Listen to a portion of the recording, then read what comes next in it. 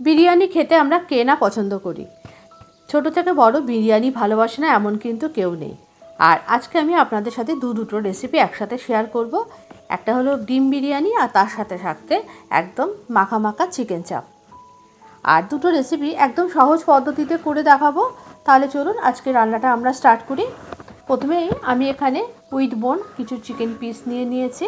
আমি leg piece সাইডগুলোই নিয়েছি এবং চিকেনটাকে আমি একটু টক দই এবং তার সাথে অল্প একটু ছাতু দিয়ে মেখে নিয়েছি। মেখে প্রথমে আমি চিকেনটাকে প্রায় আধ ঘন্টা মতো এইভাবে রেখে দেবো। এই চিকেন ম্যারিনেটটা আপনারা যদি 8 থেকে 10 ঘন্টা আগে করে রাখেন তাহলে খুব ভালো হয়, তা নয়তো কমপক্ষে 3 ঘন্টা ম্যারিনেট করে রাখতে হবে। এরপরে আমি চিকেন চাপ এবং বিরিয়ানি দুটোর জন্যই আমি বেশ কিছু মশলাপাতি রেডি করে নেব। প্রথমে আমি বেশ কিছুটা পেঁয়াজ কুচি করে কেটে নিয়েছি পেঁয়াজ বেরেস্তা করার জন্য। এবার কিছুটা আলু কেটে নিচ্ছি বিরিয়ানিতে দেওয়ার জন্য। আলুগুলোকে খুব ভালো করে খোসা ছাড়িয়ে আলুগুলোর গায়ে একটু ফর্ক দিয়ে আমি একটু দেখুন এরকম করে ফুটো করে দিচ্ছি, যাতে করে আলুগুলো ভালো করে সিদ্ধও হবে এবং ভিতরে মশলাপাতিও ঢুকবে। আলুগুলো আমি একটুখানি জলে ভাপিয়ে নেবো, গরম জলে, তার জন্য কড়াইতে বসিয়ে দিলাম। আর এদিকে ডিমগুলো সিদ্ধ করে খোসা ছাড়িয়ে নিয়েছি। আর এদিকে আমি একটা ছোট্ট বাটিতে একটু ঈষদ উষ্ণ দুধের মধ্যে একটু জাফরান গুলে নিয়েছি। জাফরানটা পরে বিরিয়ানিতে দিতে লাগবে। এরপরে আমি চিকেন চাপে দেওয়ার জন্য একটা মশলা বানাবো, তার জন্য নিয়েছি কিছুটা জয়িত্রী, ছোটো এলাচ, 1 মুঠো পরিমাণ কাজু বাদাম, কিছুটা চারমগজ আর নিয়েছি কিছুটা পরিমাণ পোস্ত। এগুলোকে আমি একটু শুকনো খোলায় ভেজে নিয়েছি। আপনারা চাইলে অল্প একটুখানি তেল দিয়েও কিন্তু ভেজে নিতে পারেন। একটু হালকা করে রোস্ট করে নেওয়ার পর এটাকে আমি মিক্সিতে দিয়ে একটা মিহি পেস্ট করে নিয়েছি। এদিকে আমি পেঁয়াজ বেরেস্তাগুলো ভেজে নেব। পেঁয়াজ বেরেস্তাটা খুব ভালো করে তৈরি করে নিয়েছি। ছাঁকা তেলে কিন্তু পেঁয়াজ বেরেস্তাটা একটু ধৈর্য ধরে সময় নিয়ে ভাজতে হবে। এরপরে ওই ফ্রাই প্যানের মধ্যে দিয়ে দিয়েছি 3টে বড় সাইজের টমেটো টুকরো করে কেটে, তার মধ্যে দিয়ে দিয়েছি বেশ কিছুটা পরিমাণে কাঁচা লঙ্কা, আর দিয়ে দিয়েছি একটু আদা এবং রসুন পেস্ট। এবার সমস্ত মশলাটাকে ভালো করে কষিয়ে নিতে হবে যত সময় না টমেটো, আদা, রসুন, লঙ্কার কাঁচা গন্ধটা চলে যায়। এই মশলাগুলো প্রিপেয়ার করে নিতে পারলেই কিন্তু রান্না করতে খুব একটা সময় লাগে না। এরপরে যে কাজু বাদাম এবং চারমগজ পোস্তর যে একটু মিহি পেস্ট করে রেখেছিলাম, তার মধ্যে আমি বেশ কিছুটা পরিমাণ পেঁয়াজের বেরেস্তা দিয়ে দিলাম এবং অল্প একটু জল দিয়ে এবং টমেটো আর লঙ্কা, আদা, রসুনের পেস্টটা দিয়ে এখানে আমি একটা মিহি পেস্ট তৈরি করে নেবো। এটা কিন্তু চিকেন চাপে দেওয়ার জন্য। মশলাটা করে নেওয়ার পর আমি খুব ভালো করে আবার মাংসের মধ্যে মশলাটাকে ভালো করে মেখে নিচ্ছি। এভাবে মশলাটা মাখিয়ে নেওয়ার পর কিন্তু আরও কিন্তু 2 থেকে 3 ঘন্টা চিকেনটাকে এইভাবে ম্যারিনেট করে রাখতে হবে। এই সময় আমি এর মধ্যে দিয়ে দিয়েছি একটু হলুদ, একটু নুন এবং একটু কাশ্মীরি রেড চিলি পাউডার, একটু ভালো কালারের জন্য। সমস্ত কিছু দিয়ে চিকেনটাকে খুব ভালো করে মেখে নিয়েছি এবং একটা সাইড করে রেখে দিয়েছি।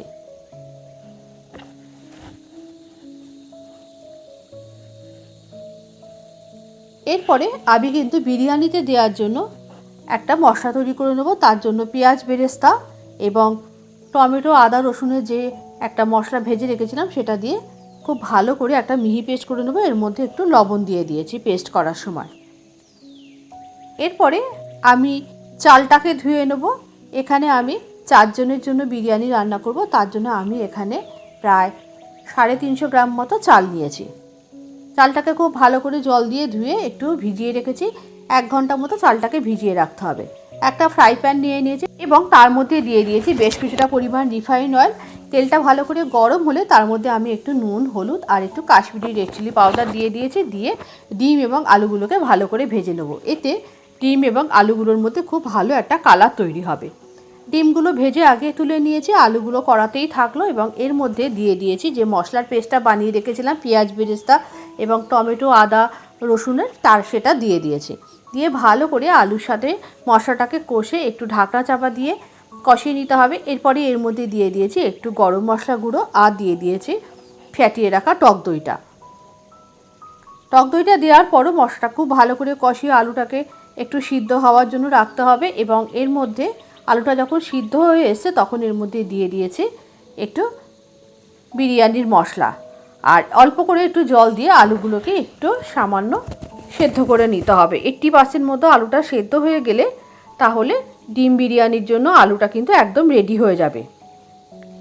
এইভাবে আপনারা ডিম বিরিয়ানির জন্য আলুটাকে তৈরি করে নেবেন একটু মশলা মাখিয়ে, তাতে কিন্তু টেস্ট হবে অনেক বেশি ভালো। নামানোর আগে একটু কেওড়া জল দিয়ে আলুটাকে রেখে দিলাম। এরপরে আমি একটা কড়া নিয়ে নিয়েছি। কড়ার মধ্যে আমি দিয়ে দিয়েছি বেশ কিছুটা পরিমাণ রিফাইন অয়েল আর দিয়ে দিয়েছি অল্প একটু বাটার। আপনারা কিন্তু চিকেন চাপটা যদি মনে করেন শুধু বাটার দিয়েও করতে পারেন। আমি একটু এখানে তেল আর বাটার মিশিয়ে নিয়েছি। দিয়ে প্রথমেই আমি চিকেনের পিসগুলোকে দিয়ে খুব ভালো করে চিকেনটাকে একটু ফ্রাই করে নেব প্রায় 10 মিনিট মতো। চিকেনটা যখন একটু ফ্রাই হয়ে যাবে তখন আমি এর মধ্যে যে মশলাটা লাগানো ছিল চিকেনের গায়ে সেই এক্সট্রা মশলাটা এর মধ্যে দিয়ে দিয়েছি এবং একই সাথে দিয়ে দিয়েছি মিক্সি জার ধোয়া জলটা। দিয়ে ভালো করে এই চিকেনটাকে একটু সিদ্ধ করে নিতে হবে। মাঝে একবার ঢাকনা খুলে দেখিয়ে নিয়েছিলাম চিকেনটা সেদ্ধ হয়েছে কিনা। চিকেনটা যখন প্রায় 80% সেদ্ধ হয়ে গেছে তখন চিকেনটা নামানোর আগে এর মধ্যে দিয়ে দিয়েছি একটু কেওড়ার জল আর অল্প একটু মিঠা আতর হয়ে গেছে। এরপরে আমরা বিরিয়ানির জন্য ভাতটাকে তৈরি করে নেব। তার জন্য আমি একটা স্টেনারের মধ্যে কিছু গোটা মশলা দিয়ে দিয়েছি, গরম মশলা। তার মধ্যে আছে একটু ছোটো এলাচ, একটু দারচিনি, একটু লবঙ্গ দিয়ে আমি একটা স্টেনারের মধ্যে নিয়ে নিয়েছি। এদিকে হাঁড়িতে জল গরম করতে দিয়েছিলাম, জলটা ভালো করে গরম হয়ে গেছে, তার মধ্যে স্টেনারটা দিয়ে দিয়েছি আর দিয়ে দিয়েছি ধুয়ে রাখা চালটা। ভাতটা এদিকে আমি করে নিয়েছি একদম ঝরঝরে করে। ভাতটাও আমি 80% মতন করে নিয়েছি। এরপরে আমি বিরিয়ানিটাকে দমে বসানোর জন্য একটা বড় সাইজের কড়া নিয়ে নিয়েছি। আপনারা চাইলে কিন্তু কোনো হাঁড়ি বা ডেচকির মধ্যেও কিন্তু বিরিয়ানিটা এরমভাবে সেট করতে পারেন। প্রথমেই আমি দিয়ে দিয়েছি অল্প একটু ঘি এবং এরপরে আমি ভাত এবং বিরিয়ানির লেয়ার্সটা তৈরি করে নেব। তার জন্য আমি প্রথমে কিছুটা ভাত দিয়ে দিয়েছি এবং তারপরে দিয়ে দিয়েছি ডিম এবং আলুর যে মশলাটা বানিয়ে রেখেছি সেটা কিছুটা দিয়ে দিয়েছি। সেটা একটা লেয়ার দেওয়ার পর এর উপরে আমি দিয়ে দিয়েছি আবার একটা লেয়ার ভাত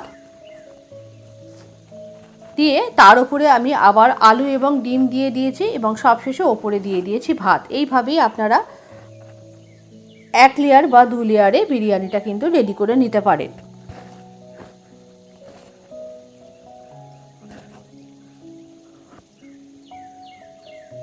এই বিরিয়ানিটা এই লেয়ারটা রেডি করে নিয়ে একটু স্টিমে বসিয়ে দিলে কিন্তু বিরিয়ানি সার্ভ করার জন্য একেবারেই রেডি হয়ে যাবে।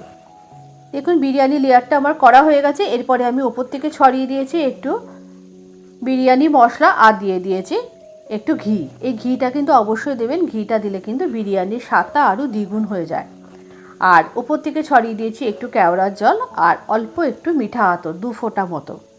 আর সব শেষে দিয়ে দিয়েছি যে গরম দুধে গুলে রেখেছিলাম যে জাফরানটা, সেই জাফরানটা উপর থেকে ছড়িয়ে দিয়েছি। এদিকে আমি গ্যাসের উপরে একটা তাওয়া বসিয়ে দিয়েছি এবং তাওয়ার উপরে একটা স্ট্যান্ড দিয়ে দিয়েছি।